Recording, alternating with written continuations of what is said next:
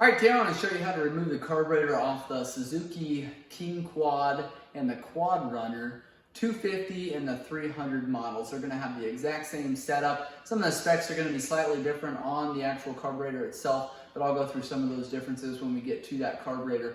I wanted to show you the lines that, the fuel lines, the fuel pump lines, and some of the vent lines that are on that carburetor before I actually physically remove that carburetor off of the four-wheeler. And I'm going to show you that process of removing the carburetor as we go. So I'm going to take you over to the right-hand side of the four-wheeler where we're going to be able to see a little bit better here. If you go to the left-hand side of the four-wheeler here, we've got the seat off already. We've got a shield that goes right here. We also have a footwell that goes right here. I took those off just so we can get a little clearer view of what's going on here. Our fuel tank is here, and then we've got our fuel petcock here. It's got a prime position, reserve is up, and then down is on. So I wanted to show you those different lines there, as well as follow these lines back to the actual fuel pump, which is underneath the front fender there. So I'm going to try to set the camera down and go over a couple of those things with you. Okay, this line here that goes from our PRI position on our fuel petcock here is going to go to the right side of our four-wheeler, and I'm going to try to show you where it goes here on the actual four-wheeler. So it runs up, follows the right-hand side of the frame, and then it goes into our carburetor. And you can see, if you're looking from the left-hand side of the carburetor here, goes into that position of the carburetor right there. So it'll be on the left-hand side of the carburetor, right underneath your choke plunger there. This fuel line here that connects right there on the carburetor is going to flow up. This is the actual fuel line, so you're going to have fuel in this line here. It's going to go underneath of our panel here. It's going to go all the way up here. Follow your frame rail, and right there, it's going to come in at the top of your actual fuel pump. So that goes directly to the carburetor there. This line on the front of your fuel petcock here is going to go straight to your fuel pump. So that's not to be confused with the line that we just followed from our carburetor there. This goes from our fuel pump, from our fuel petcock up to the fuel pump here, that position there. So that takes care of our fuel pump there. It also takes care of our fuel petcock. Two lines coming out of our fuel petcock here. One of them going directly to the carburetor. This one going to the fuel pump. From our carburetor then, we've got a couple different lines. This is a vent line, and this one just goes up to higher ground. That's just a vent line, as you can see. There's nothing that caps that, but you also don't want to suck water in there. So that takes care of this line, takes care of this line, and this one, I'm going to go to the other side there and show you where those lines go. All right, and then underneath of this larger vent line here is another smaller line that's going to run up kind of the same area underneath of this shift panel here. So that takes care of the lines on the carburetor. We obviously have our throttle cable that's going to sit in behind there. We've got our choke plunger and our choke line that's going to run up to our handlebars. And I've showed you that, and I will show you that in more detail when we're removing this carburetor. I'm going to set this camera down here now, and I'm going to go ahead and remove this carburetor. I'm going to walk you through that process.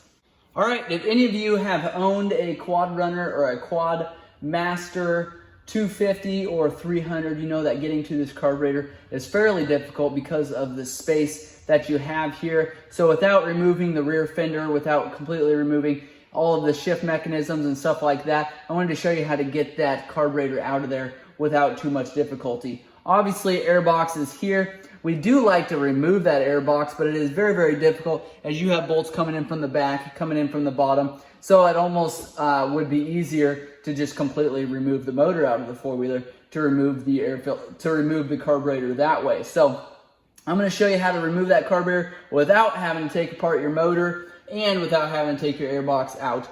We've got a couple clamps here, right there, right there, right there, right there, and on the other side of your carburetor, which is going to be a little more difficult for you to see there. We can go ahead and remove these fuel lines as we have shut the fuel off. All right, we've removed that fuel vent line there. We've got this larger line here. We've got this smaller line that goes to our prime position, and then we've got our fuel hose, which is actually going to run clear down here. Might have to grab a pair of side dikes to get that out of there. Or I can just take a pull. That's a thicker line there, so I was able to pull that off fairly easily with this pair of side dikes. This vent line here, I'm just gonna move completely out of the way so we're not having to deal with that.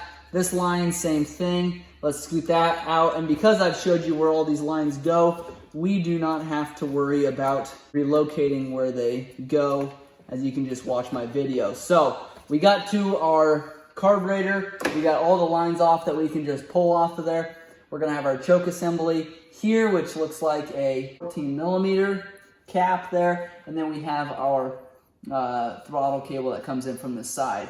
Remove the choke plunger, that 14mm wrench there. Go ahead and remove that. I like these a little bit better than a lot of them because a lot of carburetors come with the plastic caps. This is a brass cap there, just a whole lot easier to remove without stripping out. Some of those plastic ones are just pretty much garbage. So pull that plunger out. I'll show you how to remove that plunger off of there here in a little bit. Loosen up all of these lines here. We've got a line here, right connected to that carburetor.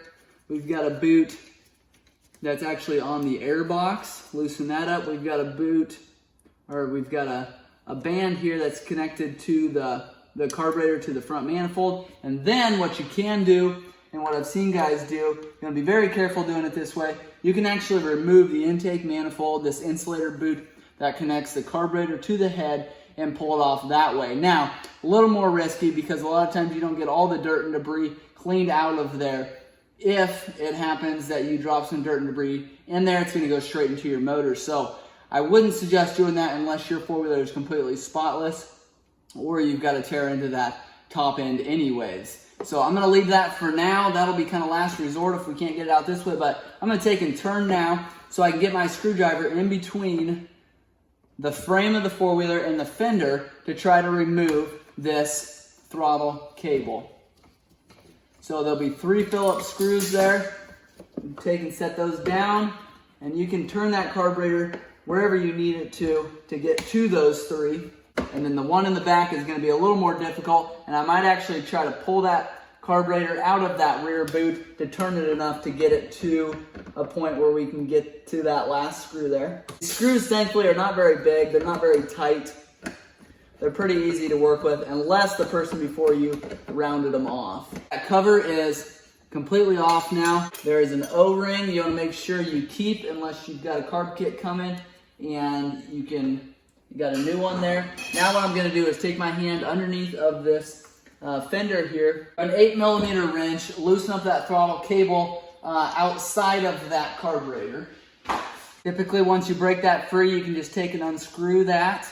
And I like to just loosen it. Now what I do is take my hand, I wish you could see this, but there's just really no good angle to do that. I'll take my left hand and I'll push on my throttle butterfly there. And I'll explain a little bit better this part of it when I get that carburetor off and I can show you exactly what I'm doing here. I think after you watch my carb rebuild video, you'll know exactly what I was shooting for here.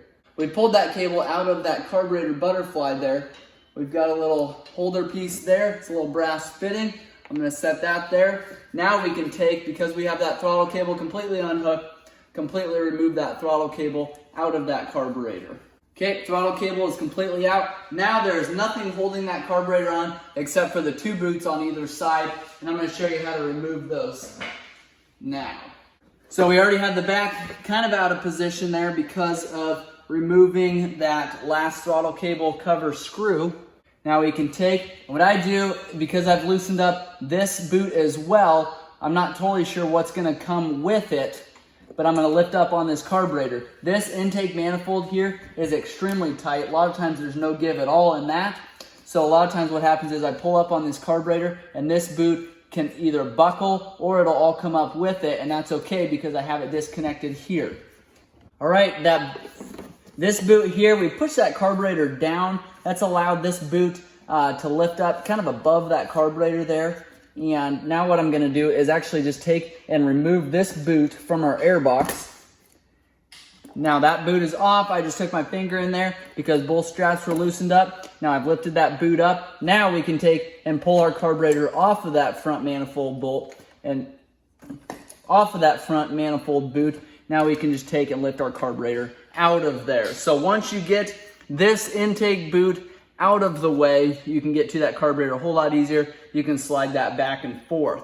Now we're gonna go through and I'm gonna completely rebuild and clean this carburetor. Make sure you check that video out. I'll do a separate video of that and the carb kits that we like to use, and I'll give you a link to some of those parts, and then we'll go back together with it. Just real quick, just kind of a recap going back together. I'm gonna slide this in.